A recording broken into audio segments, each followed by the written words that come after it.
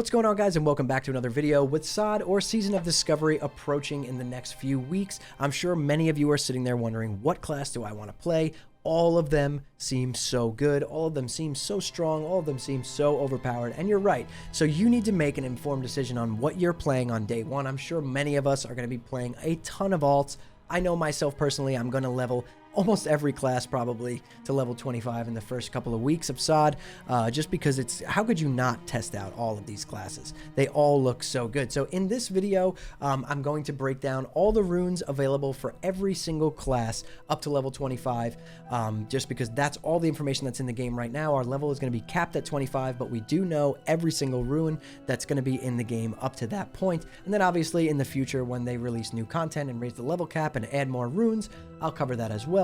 But for today, we're going to go over every single class, all the runes you're going to unlock on the way to level 25. This way you guys can make that informed decision and play the right class on day one. I did make specific videos for every single class by themselves, but this video is for anyone who wants to kind of sit down and watch a longer video of every single class in one spot. So without further ado, guys, enjoy.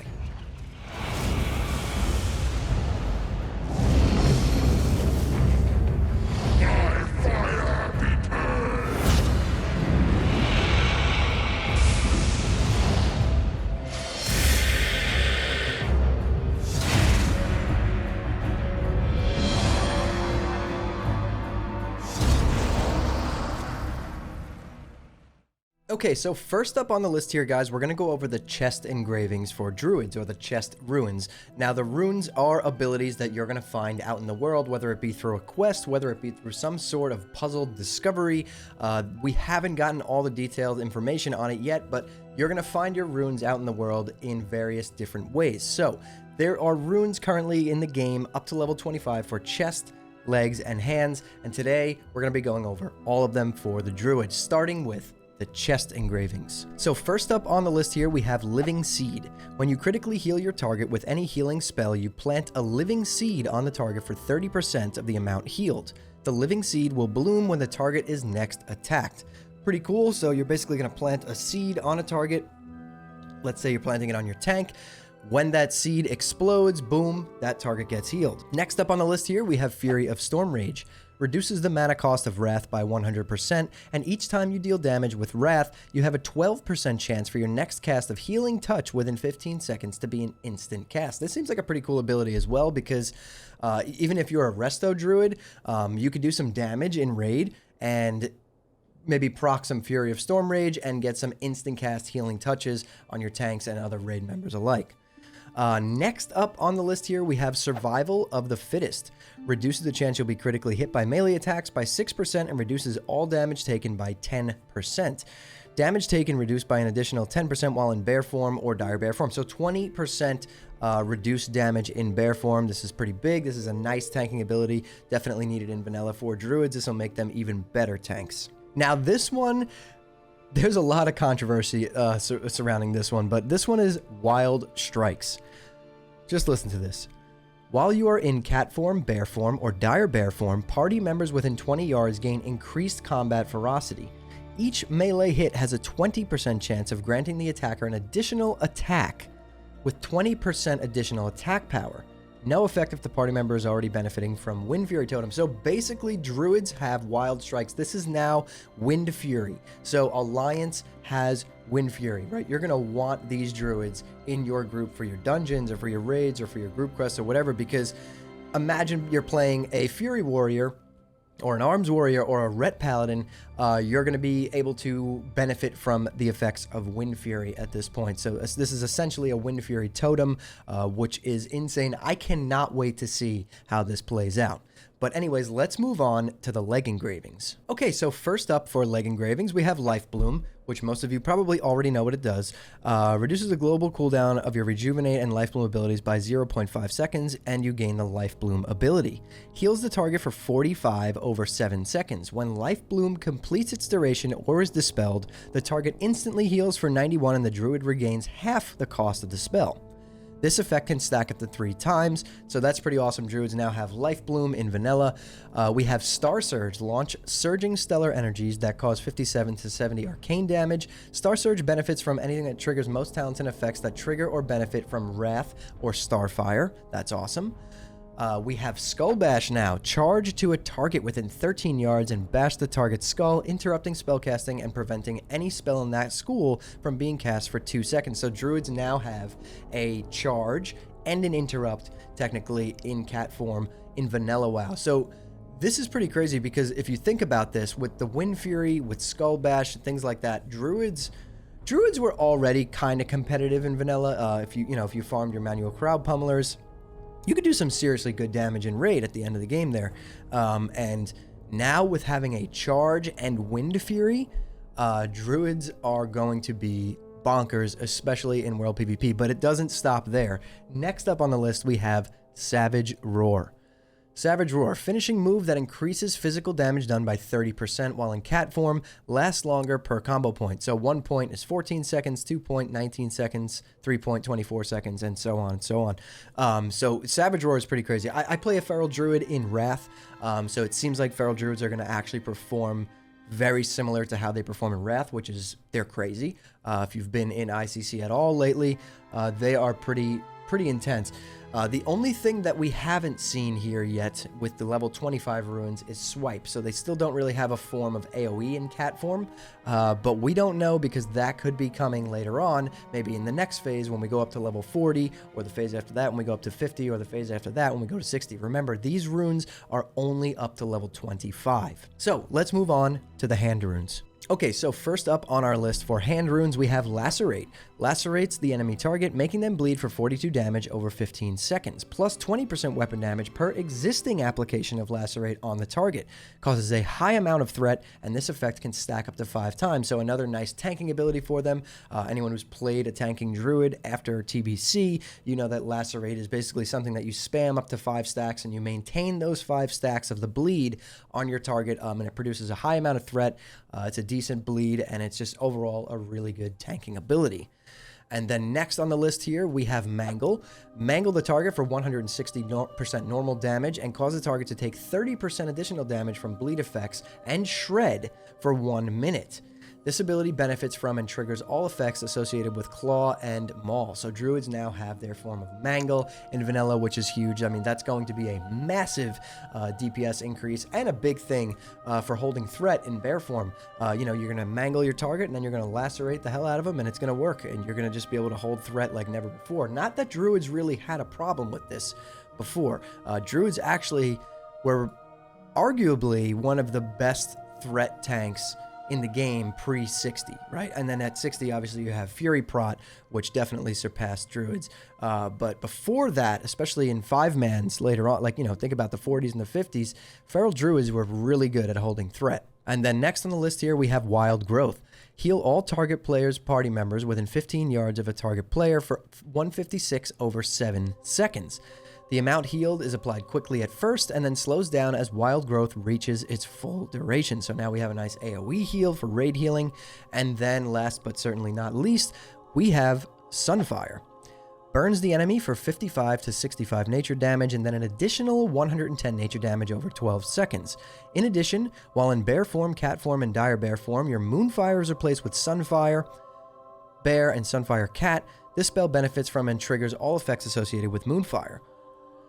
So Sunfire Bear form burns the enemy for 55 to 65 nature damage and then an additional 110 nature damage over 12 seconds, and Sunfire Cat form burns the enemy for 55 to 65 nature damage and then an additional 110 nature damage over 12 seconds, awards 1 combo point. So it seems like you're going to be able to use Sunfire in cat and bear form. I'm a little bit confused about this. I don't know if you guys understand this a little bit better.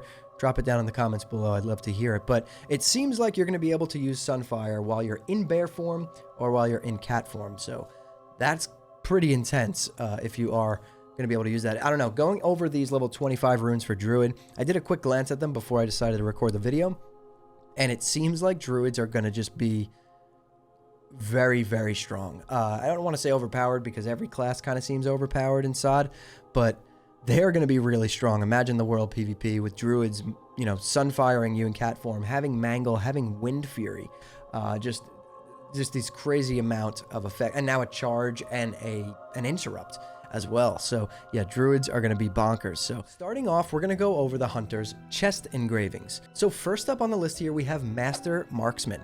Increase your critical strike chance by 5% and reduce the mana cost of all your shot abilities by 25%. So this is pretty big. It's going to give you an extra 5% crit chance, and it's going to make you a little bit more mana efficient. Hunters didn't struggle that bad with mana in vanilla. You were still a viable DPS, but you did run out of mana on longer fights, so this is going to help you kind of maintain your mana a little bit better. Next up on the list, we have Cobra Strikes. Your critical hits with shot abilities cause your pet's next 2 special attacks to critically hit. That's huge. That's a big DPS increase. We have Lone Wolf. You deal 25% increased damage with all attacks while you do not have an active pet. I can't wait to see the theory crafting and see hunters running around with no pets here, just as like a pure, you know, sniper marksman running the Lone Wolf glyph. There's going to be some serious builds using that, especially in raid. Expose Weakness. Your ranged criticals increase your attack power by 40% of your current agility for 7 seconds. That's pretty good. Let's read that one more time. Your ranged criticals increase your attack power by 40% of your current agility for 7 seconds. So this is, especially at endgame, this is always going to be up because you're critting constantly. So it's just a massive damage increase. Overall, for the chest engravings for hunters, we're looking at some pretty good stuff here. So let's move on to the legs. Okay, first up on our list of leg engravings for hunters, we have Sniper Training. Your shot abilities gain 30% increased critical strike chance while you have not moved for the last 6 seconds. So basically, there's going to be a benefit to standing still and not moving. And in vanilla, with the way the fights used to be, there wasn't too many instances where you did need to move at endgame. There obviously is some mechanics, but we don't know what the new mechanics are going to be. So this is an interesting one. If there are a lot of fights where hunters can stand still, this is going to be a huge DPS increase. I mean, 30% increase on your crit is going to just be absolutely nuts. So next up on the list, we have Kill Command. Gives the command to kill, increasing your pet's damage done from special attacks by 60% for 30 seconds. Each special attack done by the pet reduces the damage bonus by 20%. So we now have Kill Command in vanilla, which is a massive one for hunters. Serpent Spread. Targets hit by your multi-shot are also afflicted by your Serpent Sting for 6 seconds. So now basically you're going to be able to multi-shot, you know, a group of enemies in your dungeon or your raid, and it will just instantly apply Serpent Sting to all of them. Another big DPS increase. Next up, we have Flanking Strike. You and your pet deal simultaneous instant 100% melee damage. Afterward, your Mongol Spine and Raptor Strike deal 10% increased damage for 10 seconds, stacking up to 3 times. Raptor Strike has a 20% chance to reset the cooldown of Flanking Strike. So this is one of those, you know, we've been hearing about it. This is one of those hunter melee abilities. So imagine playing a melee hunter using Flanking Strike with Lone Wolf on, right? No pet. It's going to be a build, and people are going to try it out. And I have a feeling that there's going to be at least a few instances where it's extremely strong and will out DPS being ranged. But let's move on to the hand engravings. Okay, so first up on our list for hand engravings for hunters, we have Carve, a sweeping attack that strikes all enemies in front of you for 50% weapon damage. So this is going to be like a frontal, you know, like a Cone of Cold or a Dragon's Breath type of spell. So a sweeping attack that strikes all enemies in front of you for 50% weapon damage. So this is basically, I would say that I would put this in the melee category, right? This is going to be another melee hunter ability, in my opinion. So a little bit more cleave to weave into your multi-shots and things like that in dungeons and raids. So we'll see how that plays out. This ability confuses me a little bit. It seems a little bit weak to me, but it might not be. We got to just see it, you know, in play and see how it goes. Next up on the list, we have Beast Mastery. Your pet's damage and health are increased by 30% and its focus regeneration by 80%. In addition, your pet's growl now also taunts the target to attack it for 3 seconds. So Beast Mastery, so that's big. This is a big one. This is going to be obviously a DPS increase. This is going to be big for Beast Mastery hunters, and it's going to make it, you know, in vanilla when you're playing a hunter, there's a lot of instances where you'll either macro your pet attack in or you'll send your pet attack in. and you'll start attacking a mob, and then you crit one time and it rips the mob off your pet, and the mob comes charging at you, and now you got to kite a little bit. So this might actually solve that, and it seems like it will, because your pet's going to do a lot more damage and be a little bit tankier, so it'll probably be able to hold threat a lot better as well. Next up on the list, we have Chimera Shot. You deal 125% weapon damage, refreshing the current sting on your target and trigger an effect. Serpent Sting instantly deals 40% of the damage done by your Serpent Sting. Viper Sting instantly restores mana to you equal to 60% of the total amount drained by your Viper Sting. And Scorpion Sting attempts to disarm the target for 10 seconds. This effect cannot occur more than once per minute. Okay, that is absolutely massive. So now, especially in World PvP, you're fighting a warrior, you throw Scorpion Sting on the warrior, you kite away a little bit, and then you hit him with a Chimera Shot, and now that warrior's disarmed for 10 seconds. And let's say, you have the Lone Wolf rune being used and Flanking Strike. Now you disarm them and you run in, and you just start wailing on them as a melee hunter with 25% increased damage. That's pretty big. That's big. I can't wait to see that being used in all this crazy amount of World PvP that we're going to be having.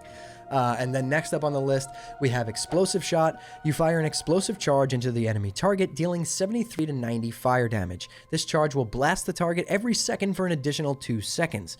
Cooldown shared with Arcane Shot. We all know and love Explosive Shot, and I'm so happy to see it in vanilla. Okay, so first up on our list for chest engravings for the mage, we have Regeneration.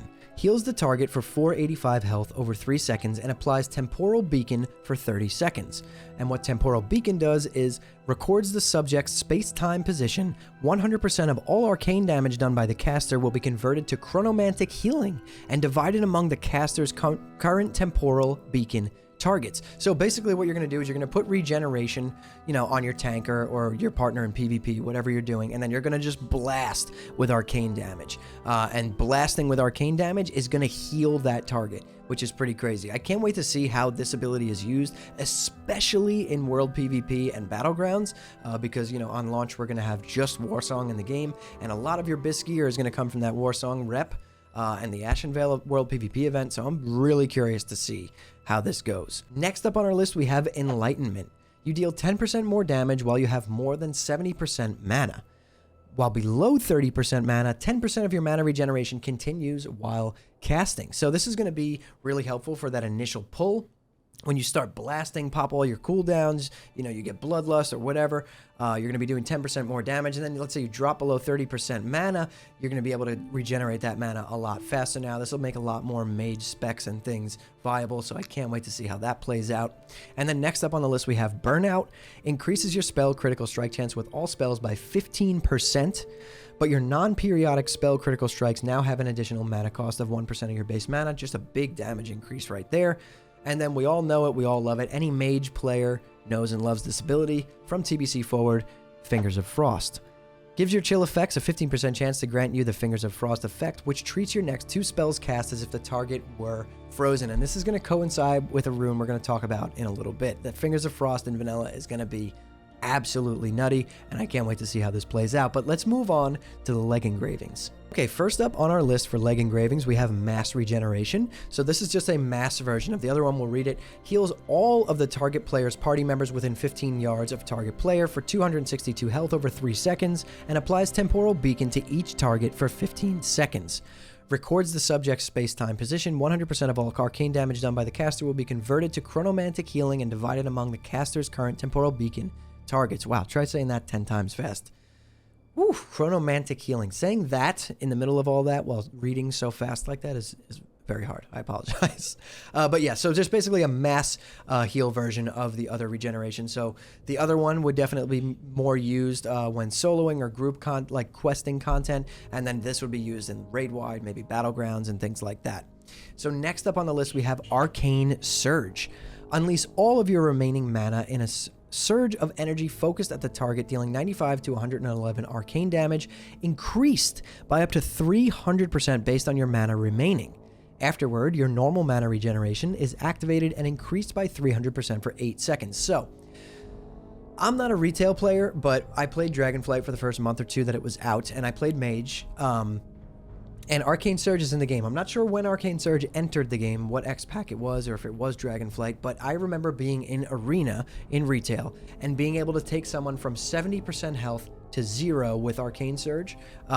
So let's see. I'm not sure if it's tuned like that or if it's tuned down a little bit for vanilla purposes, but if it's that strong or even close to that strong, it's going to be pretty wild to see. There's going to be some mages out there one-shotting people. So I'm pretty excited to see how that plays out. Next up on the list, we have Living Flame. Summons a Spellfire Flame that moves toward the target, leaving a trail of Spellfire. This trail deals 42 Spellfire damage every second to nearby enemies and lasts 20 seconds. Now, this one, I don't really see a purpose in using this in dungeons or raids, really, unless it scales super crazy and ends up doing a ton of damage. But in World PvP and Battlegrounds, Living Flame is going to be a pretty cool spell, so I can't wait to see that used. And then for the leg enchants, last but certainly not least, we have Icy Veins. You know it, you love it. Icy Veins hastens your spellcasting, increasing spellcasting speed by 20% and reducing the pushback suffered from damaging attacks while casting by 100%. So now we have Icy Veins, Fingers of Frost, Arcane Surge, all this stuff in vanilla. Mages are going to be absolutely popping off, doing ridiculous amounts of damage, both in PvP and PvE. So let's move on to the hand engravings. Now here's where stuff gets really interesting, and I'm going to save the best for last here. So first up on our list, we have Rewind Time. Your current target with your temporal beacon instantly heals all damage taken over the last 5 seconds. Ineffective on targets that did not have a temporal beacon 5 seconds ago. So this is going to coincide with anything that puts a temporal beacon on a target. You're going to be able to kind of rewind time and heal any damage. Like, so let's say you know your buddy is being trucked by a warrior, goes from 100 to 20% real quick. You have a temporal beacon on him. You hit rewind time. Your buddy kind of just completely rewinds back to full health, and you kind of reset the fight. It's going to be pretty awesome to see that used in PvP and even in some raid mechanics if they change some things especially. Next up, we have Living Bomb in vanilla. The target becomes a living bomb, taking 142 fire damage over 12 seconds. After 12 seconds, or when the spell is dispelled, the target explodes, dealing 72 fire damage to all enemies within 10 yards. Pretty awesome to see Living Bomb in vanilla. It's one of my favorite mage spells in the game. I do have a fire mage that I played for the first few phases of Wrath, and it has just been bonkers, and it's even crazier in ICC, so I can't wait to see that being used in vanilla as well. And then next up on the list, we have Arcane Blast. Blast the target with energy, dealing 190 to 221 arcane damage. Each time you cast Arcane Blast, the damage and healing of your other arcane spells is increased by 15%, and mana cost of Arcane Blast is increased by 175%. Effect stacks up to 4 times and lasts 6 seconds or until another arcane damage or healing spell is cast. We all know and love Arcane Blast, so it's good to see that in vanilla as well. It seems like we could do like some pretty cool arcane builds here, which I would love to see in vanilla. And then last, yes, I saved it for last but certainly not least, we have Ice Lance. We have Ice Lance in vanilla WoW. Deals 23 to 27 frost damage to an enemy target, causes triple damage against frozen targets. And you guys remember Fingers of Frost, procs, and it makes your spells treat the target as if they were frozen, even if they're not. So yeah, Ice Lance in vanilla on mages, Living Bomb, Icy Veins, Fingers of Frost. Mages really did get pretty lucky here. They have some crazy stuff, and I cannot wait to see. I'm sure all of you mage players out there are super stoked, but I don't know what I'm going to do. I'm going to probably level every class to 25 on stream in the first 2 weeks of the release of SOD, just because I want to try everything. It all seems so fun. The first 4 we're going to go over are for the chest piece on Paladins. So we have Aegis, which increases your block value by 30%, and damaging melee and ranged attacks against you have a 10% chance to increase your chance to block by 30%. Last 10 seconds or 5 blocks. So right here, right off the bat, actually, we have a nice Paladin tanking ability that we get here, kind of like shield block for warriors, so that's pretty cool. It seems like they're really trying to make Paladins viable tanks in this, and it seems like they will be. We have Horn of Lordaeron.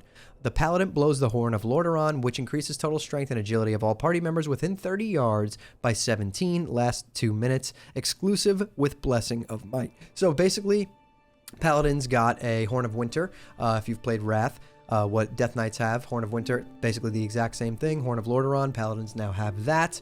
We have Seal of Martyrdom. fills you with Holy Spirit for 30 seconds, causing each of your melee attacks to deal 30% weapon damage to up to 3 nearby targets. But you lose health equal to 10% of the damage inflicted. With this seal is active, your party members within 40 yards each gain mana equal to 2% of all damage you take. Unleash the seal will judge on an enemy, instantly causing 70% weapon damage at the cost of health equal to 10% of the damage inflicted. So basically this is a Paladin Cleave seal, which is going to be really nice, especially for dungeons and raids. Very nice addition right there. And of course, we have Divine Storm, which you all probably already know what it is, but we'll give it a read anyways. An instant weapon attack that causes 110% of weapon damage to up to 4 enemies within 8 yards. The Divine Storm heals up to 3 party or raid members, totaling 25% of the damage caused. Okay, so that's a little bit different. It's a nice whirlwind-like cleave ability that you can use in dungeons and raids or even out in the world when group questing or soloing. And it also heals your party, which is massive. It looks like these are some pretty cool abilities. So let's move on to the leg enchants. Okay, so for the leg enchants, we have Exorcist. Exorcism can now be cast on any target and has 100% increased critical strike chance against undead and demons. That's pretty awesome. Divine Sacrifice, which most of us already know, but let's read it anyway. 30% of all damage taken by party members within 30 yards is redirected to the Paladin for 10 seconds. Damage which reduces the Paladin below 20% health will break the effect and grant the Paladin 10% increased damage and healing done for 10 seconds. Rebuke, we have interrupts spellcasting and prevents any spell in that school from being cast for 2 seconds, so they have a nice kick slash silence ability now. Avenger's Shield hurls a holy shield at the enemy, dealing 165 to 197 holy damage, dazing them and then jumping to additional nearby enemies. Affects 3 total targets, lasts 10 seconds. Inspiration Exemplar. Your inspiring presence periodically dispels fear and sleep effects on nearby party members. That is a massive PvP ability. That's actually huge. So that's really cool. So now let's move on to the hand abilities. All right, so for the Paladin hand abilities, we have Hand of Reckoning, which is a Paladin taunt, but we're going to read it. Taunts the target to attack you, but has no effect if the target is already attacking you. While you know this ability, the threat bonus from Righteous Fury is increased to 80%, and Righteous Fury causes you to gain mana when healed by others, equal to 25% of the amount healed. Additionally, while Righteous Fury is active, damage which takes you below 35% health is reduced to 20%. Righteous Fury will remain active until canceled. That's huge. That's another massive Paladin tanking ability. Crusader Strike, we all know and love it. An instant strike that causes 75% weapon damage and regenerates 2% of your maximum mana. And Beacon of Light. The target becomes a beacon of light to all members of your party or raid within a 60-yard radius. Any heals you cast on party or raid members will also heal the beacon for 100% of the amount healed. Only one target can be the Beacon of Light at a time. Okay, so lots of stuff to take in here. Going off of this, they pretty much rounded out how Paladins are going to play out. They're going to be a true hybrid that actually can stand alone as a super top tier DPS, and I can say that confidently by reading these abilities. Really strong tanks, might even surpass warrior tanks at this point, and then even stronger healers. I mean, Beacon of Light, Paladins were already the best healer in vanilla WoW, and now with Beacon of Light, that's going to be actually insane. So yeah, you're going to see some huge damage numbers coming out of Paladins in dungeons and raids. We're going to see awesome healers as Paladins, and now we're going to see some really cool Paladin tanking in vanilla, and judging by these abilities, it's going to be pretty good. So hopefully the Warriors get some good stuff too. We'll get to them in the next video. But yeah, guys, let me know what you guys think down in the comments below, what you think most people are going to use, what kind of abilities they're going to kind of mix and mingle with different specs. I mean, it's pretty cool because you could be a prot Paladin and then throw on, you know, the Crusader Strike, the Divine Storm, Horn of Lordaeron abilities, and be like a prop Paladin that also can now DPS, which is just insane. And having a kick on Pallies in vanilla PvP, and just think about the amount of world PvP that's going to be going on, especially with the Ashen Veil open world event. Paladins are going to be a force to be reckoned with, so I'm very interested in seeing how this plays out, and I'm excited to get to the next few classes and kind of deep dive into this stuff. And if you guys have any ideas down in the comments, let me know what you guys are going to play. If you're going to play a Paladin, how would you mix and match these abilities with your talent points, and like what kind of pally are you going to play? I would love to know down in the comments. So we're going to start off with the priest chest engravings. And the first one up on our list here is Strength of Soul. Lesser heal, heal, greater heal, and flash heal reduce the remaining duration of weakened soul on targets they heal by 4 seconds. And weakened soul, for those who don't know, is the debuff that gets put on someone when you pop like a power word shield on them, so that you can't just spam it.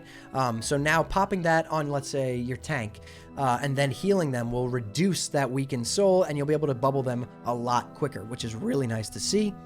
Next, we have Serendipity. Healing with Flash Heal reduces the cast time of your next Lesser Heal, Heal, Greater Heal, or Prayer of Healing by 20% for 20 seconds, stacking up to 3 times. So this is really cool.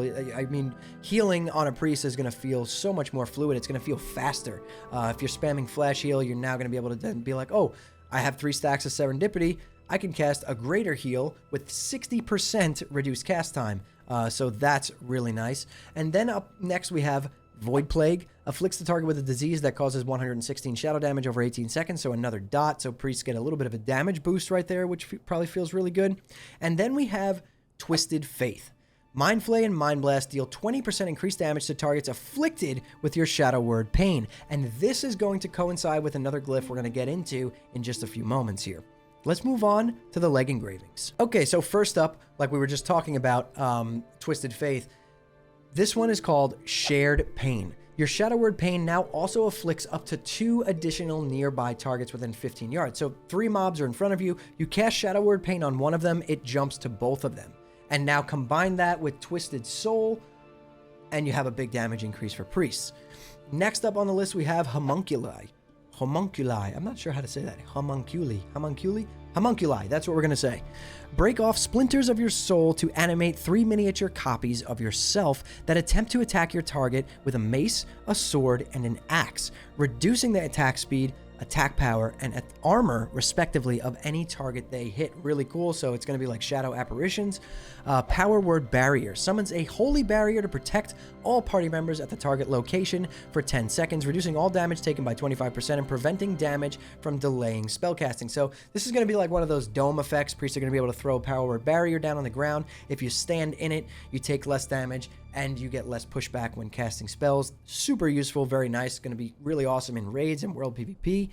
And then we have Prayer of Mending. Places a spell on the target that heals them for 150 the next time they take damage or receive healing. When the heal occurs, Prayer of Mending jumps to a party or raid member within 20 yards, jumps up to 5 times and lasts 30 seconds after each jump. This spell can only be placed on one target at a time. So a nice AoE heal, kind of like their version of a chain heal on a priest. That's going to make things feel a lot better when raid healing on a priest or battleground healing on a priest. Prayer of Mending being in vanilla is big. It's very big for priests. So let's move on to the hand engravings. Okay, first up we have Shadow Word Death, a word of dark binding that inflicts 130 to 152 shadow damage to the target. If the target is not killed by Shadow Word Death, the caster takes damage equal to the damage inflicted upon the target. So this is like an instant cast damaging ability that kind of works as an execute, but if you don't actually get the kill with Shadow Word Death, you do get penalized and take some damage, but for the most part, this spell is going to be a very big DPS increase for priests. You know, when a boss is at 2 or 3%, you just pop, boom, Shadow Word Death, blast them with a ton of damage. You know they're going to die. You're not going to take, you know, the damage back, and especially in PvP, this is going to be a massive ability. And then next up we have Circle of Healing. Heals all target players' party members within 15 yards of target player for 82 to 92. And then we have Penance next.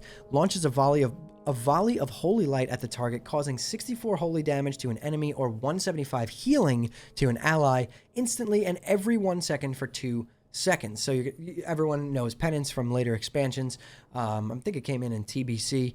This is a massive heal and a massive damaging ability. So Priest got a lot of good damage here. And last but certainly not least, the one that all Shadow Priest players are probably just in love with, we have Mind Seer. Cause an explosion of shadow magic around the target enemy, causing 35 to 39 shadow damage every 1 second for 5 seconds to all enemies within 10 yards around the target. This is not locked to 5 enemies or 6 or 4 or 7. This is a massive AoE spell that Shadow Priests now get, so this is definitely going to make them more viable as DPS. And judging by all of these runes, we're going to start seeing a lot more Shadow Priests in our raids and battlegrounds and I mean, they were already super strong in PvP, but in PvE content, they were lacking. And it seems like here they're going to be getting a lot of damage. So I can't wait to see how this plays out. Okay, so let's start out with the Rogue's chest engravings. The first one up on our list is Slaughter from the Shadows. Reduces the energy cost of your backstab and ambush abilities by 20. Does not apply to Mutilate. So, Slaughter from the Shadows. Let's read that one more time. Reduces the energy cost of your backstab and ambush abilities by 20. Does not apply to Mutilate. That's pretty good. I mean, that's having your backstab and ambush require 20 less energy is huge for openers. So that's a big damage increase for rogues right there. We have Deadly Brew. When you inflict any other poison on your target, you also inflict deadly poison. So that's kind of crazy. You can kind of put, you know, crippling and wound poison on your blades and still be applying deadly poison on top of those two other poisons. That's going to be massive when it comes to even DPS and raids. You can do double instant poison and still be having deadly poison. Or in World PvP, you could be, like I said, you could use wound poison and crippling poison and still have that deadly poison being applied to your target, which is just massive. And then next up on the list here, we have Quick Draw. Draw your ranged weapon and fire a quick shot at the enemy, causing normal ranged weapon damage and reducing the target's movement speed by 50% for 6 seconds, awards 1 combo point. Quick Draw benefits from all talents and effects that trigger from or modify Sinister Strike. So now you kind of have a hamstring that also awards a combo point, which is really nice. And then we have Just a Flesh Wound. You take 20% reduced physical damage while Blade Dance is active. Additionally, you have a 6% reduced chance to be critically hit by melee attacks. The threat generated by all of your actions is massively increased, and your feint ability is replaced with Tease, which taunts the target to attack you. And then we could see the description for Tease. The description for that is taunts the target to attack you, but also has no effect if the target is already attacking you. So basically a rogue tanking ability. This is the big one that everyone was going crazy about at BlizzCon. Rogues can now be tanks just like warlocks. So you have a nice mitigation glyph right here, and you have a taunt, which is massive. It's going to be a lot of fun to play a rogue tank, and I can't wait to see how this one plays out. So let's move on to the leg engravings. So for rogues, we only have 3 leg engravings, but that's because we have 5 hand engravings. So let's start off with Blade Dance. Blade Dance is a finishing move that increases your parry chance, lasts longer, and grants more parry chance per combo point. So 1 point gives you 14 seconds and 6% parry, 2 points gives you 18 seconds and 7% parry, and so on and so forth. You guys can see it right here on the screen. I'm not going to read that. So another big either tanking or PvP ability, depending on how you look at it. Blade Dance is going to be pretty darn crazy. And then next up on the list, we have Between the Eyes. All retail players know this. I'm not sure when it entered the game, but I know it is in retail. It was definitely in a previous expansion before that. But I kind of stopped playing retail after MOP, really. I play when it comes out for like a month, and then I really don't play it that much. But Between the Eyes, ranged finishing move that causes damage per combo point, increased by attack power, and stuns the target. So this is like kind of like an Eviscerate mixed with a Kidney Shot that is a ranged move. 1 point does 27 to 41 damage in 1 second stun. 2 points does 43 to 66 damage with a 2 second stun. 3 points, 59 to 91 damage with a 3 second stun, and so on and so forth. You guys can see that right here on the screen. That's really cool. So now if someone kind of gets away from you in World PvP, you have a ranged finisher that will do damage and it will stun them, which is really nice. And then we have Envenom. Finishing move that deals instant poison damage based on your deadly poison doses on the target. Following the Envenom attack, you have a 75% increased frequency to apply instant poison for 1 second, plus an additional 1 second per combo point. 1 dose is activated per combo point. So 1 dose of deadly poison on the target will give you 40 damage, 2 doses will give you 80, 3 will give you 120, 4 will give you 160, and 5 will give you 200. And then obviously after you're using Venom, you're now like rapidly just blasting with instant poison. It's constantly ticking. It's really nice. I'm sure it works very similar, if not the same way as it does in Wrath for Mutilate Rogues. And I played a rogue in Wrath for the first 2 phases, so it's a lot of fun, and I can't wait to see that ability being used in dungeons and in raids. So let's move on to the hand engravings. Okay, so like I said before, the reason why rogues only have 3 leg engravings up to level 25 is because they have 5 hand engravings. So let's start off with the first one, Saber Slash. viciously slash an enemy for 130% weapon damage and cause the target to bleed for 11 damage every 2 seconds for 12 seconds. Stacking up to 3 times, awards 1 combo point. Saber Slash benefits from all and effects that trigger from or modify Sinister Strike. So this is just like another strike and bleed that you're going to be able to put on targets. I mean, it's just a DPS increase no matter how you look at it. It awards a combo point. You could stack 3 of this on a target, so you hit him with 3 Saber Slashes and then a 5-point Rupture, and your target is bleeding profusely. So I can't wait to see that one used. And then next up on the list here, we have Main Gouge. Instantly strike with your offhand weapon for normal offhand weapon damage and increase your chance to parry by 10% for 10 seconds. Awards 1 combo point. Main Gouge benefits from and all talents and effects that trigger from or modify Sinister Strike. So this is another PvP or tanking ability, depending on how you look at it. You're gonna use this strike and basically get 10% extra parry chance for 10 seconds, which is pretty huge. And then next up on the list here, we have Shiv. Instantly attack with your offhand weapon to deal normal offhand weapon damage with a 100% chance to apply the poison from your offhand weapon to the target. Slower weapons require more energy, awards 1 combo point, and Shiv benefits from all the talents and effects that trigger from or modify Sinister Strike. So this is going to be really good in situations where you just want to get 5 stacks of deadly poison on a target really quickly to envenom, and you're just not having good luck, which I don't really see that happening much, but mainly this is going to be more used in PvP when you open on someone and you want to, stab them real quick and get that crippling poison on them so they can't get away. Good to see Shiv make it into vanilla. And then we have Mutilate. Instantly attacks with both weapons for 100% weapon damage, plus an additional 20 with each weapon. Damage is increased by 20% against poison targets, awards 2 combo points. Mutilate benefits from all talents and effects that trigger from or modify Backstab unless otherwise specified. So now you're going to be able to play Mutilate Rogue in vanilla, and anyone who's played it in Wrath knows it's a whole lot of fun and does a boatload of damage. So I can't wait to see how that plays out in the vanilla universe. It's going to be pretty crazy. We might even see Mutilate Rogues in PvP, which would be totally bananas, but we'll see how it plays out. And then this is my favorite addition to the Rogue kit in Season of Discovery, Shadow Strike. Teleport behind your target and strike, causing 150% weapon damage to the target. Must be stealth, awards 1 combo point. So basically you could be creeping around in the shadows. I'm not sure what the exact range on this is, but let's just say 20 yards. It basically is a blink that teleports you right behind your target and backstabs them immediately. So that's going to be a whole lot of fun to use in World PvP and in Warsong Gulch. And most of you probably already know, a lot of your BIS gear is going to come from that Warsong rep, which you're going to be able to gain by doing Warsong Gulch and doing the Ashenvale World PvP event.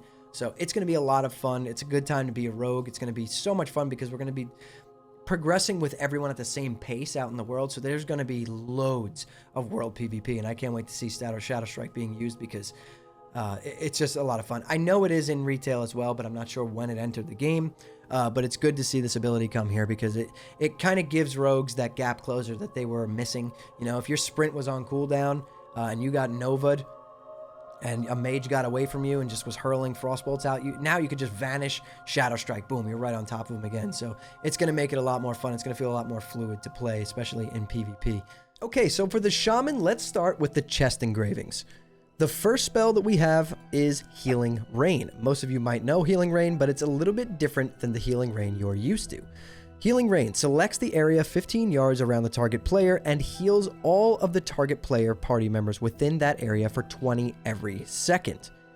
Next up on the list, we have Shield Mastery. Each time you block, you regenerate mana equal to 4% of your maximum mana, and you gain armor equal to 30% of your shield's armor value, stacking up to 5 times. You also always gain 10% increased chance to block and 15% increased block value. A nice tanking rune right there. I'm sure most of you have already heard that shamans are going to be pretty beefy tanks in Season of Discovery, so right there we have Shield Mastery. That's a pretty awesome one. Next up here we have Dual Wield Specialization. Increase your chance to hit with both spells and melee attacks by 5% while dual wielding. And your Storm Strike ability now hits with both weapons while dual wielding. So that's pretty good too. Storm Strike's going to feel a lot better in vanilla, and obviously dual wielding shamans are just so much fun. Next up on the list here we have Overload. Gives your Lightning Bolt, Chain Lightning, Chain Heal, Healing Wave, and Lava Burst spells a 33% chance to cast a second similar spell on the same target at no additional cost that causes half damage or healing and no threat. Very cool too. That's a talent that we have in Wrath. I'm pretty sure I haven't played my Shaman in Wrath. The last time I played him was in TBC, but I'm pretty sure Shamans get like free cast lightning bolts and things like that, so maybe they stole that from there, or maybe it's a little bit different. I don't know. Let me know down in the comments below. I'm not 100% sure on that. But anyway, let's move on to the leg engravings. Okay, so first up on the list here for the leg engravings, we have Earth Shield. Protects the target with an earthen shield, reducing casting or channeling time lost when damaged by 30%, and causing attacks to heal the shielded target for 100. This effect can only occur once every few seconds. It has 3 charges and lasts 10 minutes. Earth Shield can only be placed on one target at a time, and only one elemental shield can be active on a target at a time. Next up, we have Way of Earth. While Rockbiter weapon is active on your main weapon, you deal 100% increased threat, gain 30% increased health, take 10% reduced damage, gain 6% reduced chance to be critically hit by melee attacks, and Earth Shock taunts the target to attack you and has a separate cooldown from other shock spells, but has its range reduced to melee range. Another pretty big tanking ability right there. Then we have Shamanistic Rage, reduces all damage you take by 20%, and you regenerate mana every second for 15 seconds. Mana regenerated per second is equal to 15% of your attack power, 10% of your spell power, or 6% of your healing power, whichever value is greatest. Another big one right there, that's going to make Shamans pretty viable when it comes to DPSing, especially in raids, and even long boss fights, they're going to be able to sustain that mana now. Next up on the list here, we have Ancestral Guidance. For the next 10 seconds, 25% of your damage is converted to healing on up to 3 party members, and 100% of your healing is converted to damage on the most recent Flame Shock target. That's pretty cool. Not sure if this has been in any version of the game so far. I have not been a big Shaman player, but Ancestral Guidance here in Season of Discovery, that sounds pretty cool. That sounds like you can kind of heal by doing damage, and vice versa, right? If you're healing, you can actually put a Flame Shock on like a boss or some mobs that your raid's trying to burn down and do some damage to them by healing as well. So that seems pretty cool. So let's move on to the hand engravings. Okay, first up on the list for hand engravings, we have Water Shield. The caster is surrounded by 3 globes of water, granting 1% of your maximum mana per 5 seconds. When a spell, melee, or ranged attack hits the caster, 4% of the maximum mana is restored to the caster. This expends 1 water globe. Only 1 globe will activate every few seconds. Last 10 minutes, only 1 elemental shield can be active on the shaman at any time, so it's the same water shield that we got in TBC and forward. Next up on the list here, we have Lava Lash. I'm sure a lot of you Shaman buffs are excited about this. You charge your offhand weapon with lava, instantly dealing 100% offhand weapon damage. Damage is increased by 20% if your offhand weapon is enchanted with Flame Tongue. Then we have Lava Burst, which is another cool one here. You hurl molten lava at the target, dealing 198 to 256 fire damage. If your Flame Shock is on the target, Lava Burst will deal a critical strike. So Flame Strike is going to always be on your target, so Lava Burst is always going to crit. Lava Burst to me is one of those iconic Shaman abilities from TBC forward, so I'm really happy to see it in vanilla. It's going to be pretty crazy. I mean, think about all these spells being used in World PvP, especially in the Ashen Vale World PvP zone that we've been told about. This is going to make for some pretty crazy fights, and I actually cannot wait to see how this unfolds. And last but not least, we have Molten Blast. Blast enemies in a cone in front of you for 40 to 55 damage. This ability generates a high amount of threat. Flame Shock periodic damage has a 10% chance to reset the cooldown on Molten Blast. So it's kind of like an AoE threat generator. Think of it as like Cone of Cold without a slow, and it generates some threat. And your Flame Shock, constantly ticking damage, can reset Molten Blast as well to help you maintain that threat if you're tanking dungeons or raids. So from these runes, and these are only the runes that up to level 25, it seems like Shaman are going to be pretty viable tanks and be able to hold up as pretty good DPS as well. They've always been decent healers, but to be able to see them in vanilla as nice tanks or DPS is going to be a really cool change of pace. So any of you big Shaman players out there, I think these are some pretty good runes. I don't know, let me know down in the comments below how you guys feel about them. All right, so we're going to start off with the chest engravings, chest runes for Warlocks. The first one up on our list here is Demonic Tactics. Increases the melee and spell critical strike chance of you and your pet by 10%. Pretty cool. If anyone doesn't realize this, this is actually the 2-piece set bonus from TOGC in Wrath of the Lich King, and I know this because I still have my 2-piece on my Warlock, and I'm replacing it this coming week, which is awesome. Then we have Lake of Fire up next. Rain of Fire also leaves a lake of fire on the ground that increases all fire damage you deal and your demon pet deals. to affected enemies by 40% for 15 seconds. That is massive. Next up on the list here, we have Soul Siphon. Increases the amount drained by your Drain Life and Drain Soul spells by an additional 6% for each of your Warlock Shadow effects afflicting the target, up to a maximum of 18% additional effect. That's pretty crazy. I mean, imagine a drain tanking build with this, and combined with a couple of other glyphs, or a couple of other runes that Warlocks get. We'll get to those a little bit later. This could be a pretty crazy rune to use. Next up on the list, we have Master Channeler. Master Channeler, gain the Master Channeler ability.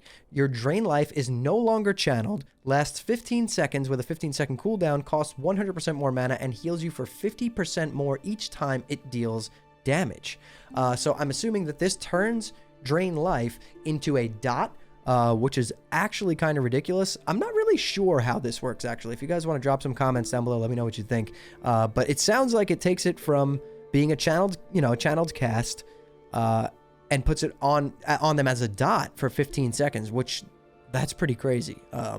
I didn't look at this beforehand, so I didn't realize how insane that was, but that's pretty nutty. With that being said, let's move on to the leg engravings. Okay, so we have 4 leg engravings for Warlocks. The first one being Everlasting Affliction. Drain Life, Drain Soul, Shadow Bolt, Shadow Cleave, and Searing Pain, Incinerate, and Haunt refresh the duration of corruption on the target back to its maximum duration. Another thing very similar to Wrath. You know how if you're playing Affliction Warlock in Wrath, you get all your dots up and you're spamming Shadow Bolt, and that Shadow Bolt is constantly refreshing corruption. So that's pretty cool. It seems like Affliction Lock is going to be pretty strong in probably World PvP and PvE from what the looks of this are. Demonic Grace. Surge with fell energy, increasing your pets and your own dodge chance by 30% and your chance to be critically struck with all attacks by 30%. Lasts 6 seconds. So this is a tanking ability. Anyone here who's seen BlizzCon, I'm sure you've heard all the crazy stuff about Warlocks being able to tank now. And I did watch the interview that Crix did, and he asked, like, are they going to be able to be like main tanks? Can they compete with warriors? And the answer was yes. And by going over some of these runes, and these are only the runes that go up to level 25. There's going to be more runes added to the game in the future. It's going to be pretty crazy to see some Warlock main tanks, main tanking Rag and big name bosses like that. But next up on the list here, we have Demonic Pact, another one from Wrath of the Lich King. Your pet critical strikes apply the Demonic Pact effect to your party members for 45 seconds. Demonic Pact increases spell damage and healing by 10% of your spell damage for 13, whichever is higher. Does not work on subjugated demons. So we have Demonic Pact, another nice party-wide buff. And then we have Incinerate. Burn the enemy for 96 to 111 damage and increase all fire damage you deal by 25% for the next 15 seconds. A huge destruction ability right there. Let's move on to the hand engravings. All right, the hands. This is where stuff gets pretty crazy. These are where some of my favorite runes for Warlocks are. We have Chaos Bolt. Sends a bolt of chaotic fire at the enemy, dealing 225 to 286 fire damage. Chaos Bolt always hits, cannot be resisted, and its knowledge causes all of your fire spells to pierce through absorption effects. We all know and love Chaos Bolt. I'm glad to see it in vanilla. We have Shadow Bolt Volley. Gain the Shadow Bolt Volley ability. Your Shadow Bolt now strikes up to 5 targets within a chain distance of 10 yards, but for 20 reduced damage. This is humongous. So now your Shadow Bolt is going to be cleaving 5 targets when you're running dungeons. All right, and my personal favorite, so glad to see this in vanilla, Metamorphosis. We have Metamorphosis in vanilla, you heard it right. Transform into a demon, increasing armor by 500%, reducing the chance you will be critically hit by 6%, increase your threat by 100%, increase mana gain from life tap by 100%, transforming the functionality of some of your abilities and granting some new abilities. Searing Pain is now an instant cast when you're in Metamorphosis form. Shadow Bolt becomes Shadow Cleave, a shadow melee attack that hits up to 3 nearby targets but has a 6-second cooldown, so a Shadow Cleave. Curse of Recklessness now also taunts your target to attack you for 3 seconds, but gains a 10-second cooldown and range is reduced to melee, so you have a taunt as well. Demon Charge is an ability that you gain. Charge at an enemy and stun it for 1 second, cannot be used in combat. Demonic Howl forces all nearby enemies to focus attacks on you for 6 seconds. Seeing Warlocks in vanilla running around with Metamorphosis, I mean, imagine this in World PvP, right? Tanking raids aside, imagine fighting a Warlock who's hurling Chaos Bolts at you, cleaving you with shadow bolts, you and your friends, and then pops into metamorphosis form, which is not a cooldown, by the way. It's a shapeshift form in this, so treat it as like a druid bear form, and then charges at you and starts meleeing you and casting instant searing pains while their pet is whacking on you. Gonna be pretty crazy, and I'm very excited for this. Warlock is my favorite class in the game, and I cannot wait to mess around with this. And then, last but not least, we have Haunt. Unleash a ghostly soul on an enemy, dealing 108 to 127 damage, and increase all shadow damage over the time you deal to the target by 20%. When the Haunt ends or is dispelled, you will be healed for all of the damage it dealt to your target. Another big one right there. Warlocks, in my opinion, get a huge W here. I mean, all of their runes so far up to level 25 are completely class altering. It's going to feel like a completely different class, and I'm very excited to dive in and play it. So let me know what you guys think down in the comments below. I'm really curious to see how you guys feel about these changes. All right, so we're going to start out with the warrior's chest engravings, chest abilities, and let's start out here. We're going to take a look at the first one, which is Blood Frenzy. Blood Frenzy, each time you deal bleed damage, you gain 3 rage. So that's a pretty massive passive ability right there, because if you think about deep wounds, you think about rend, you're constantly dealing bleed damage. So pretty much you're going to be just almost rage capped at all times, and needing to spam Heroic Strike or whatever other awesome abilities we get here. So the next one up on the list here is Raging Blow, a ferocious strike that deals 100% weapon damage but can only be used while enraged, Berserker Rage, or Blood Rage is active. Another nice ability to add to your rotation. We have Flagellation. Gain a 25% bonus to physical damage done for 12 seconds after activating Blood Rage or Berserker Rage. Very cool. 25% boost to your damage is quite insane.